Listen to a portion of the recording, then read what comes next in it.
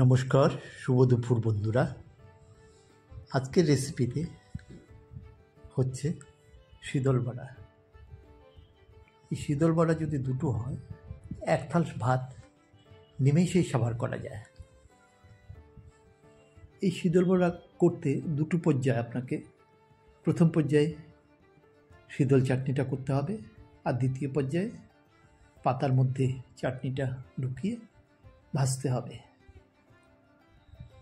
এখন যাচ্ছে চাটনির ব্যাপারে। চাটনিটা আপনি পাতা শুটকি দিয়ে বা শীতল দিয়ে করতে পারেন। এখানটায় করা হয়েছে পাতা শুটকি এবং লটিয়া শুটকির মিশ্রণ। এই চাটনিটা করা হয়েছে। চাটনির মধ্যে আপনি যদি শুকনো লঙ্কার গুঁড়ো না দিয়ে বাটা লঙ্কা দিন তাহলে আরও স্বাদ হয়।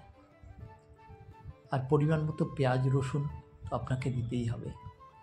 এখন একটু একটু করে চাটনি নিয়ে পাতার মধ্যে পেঁচিয়ে একটা মিশ্রণ তৈরি করতে হবে, যে মিশ্রণটাকে আমরা বলি পিঠালি। ওই পিঠালিটা আপনি চালের গুঁড়ো দিয়েও করতে পারেন, নতুবা বেসন দিয়েও করতে পারেন।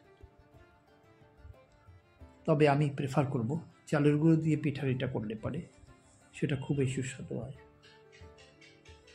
আসলে এই বড়াতে সবচেয়ে বেশি আকর্ষণীয় হলো ওই পাতাটা। ওই পাতাটা যখন চাটনি দিয়ে ভাজা হয়, তখন পাতার একটা আলাদা স্বাদ। এরকম দুটো বড়া হলে আর কথাই নেই, আর কোনো সবজি চাই না। এই বড়াটা আপনি গরম ভাত দিয়েও খেতে পারেন, আবার পান্তা ভাত দিয়েও খেতে পারেন।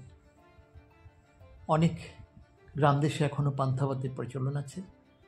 আমরা যদিও পান্তা ভাত খাই না, কিন্তু পান্তা ভাতে একটা ভালো উপকার। আর এরকম বড়া হলে তার স্বাদই আলাদা হয়।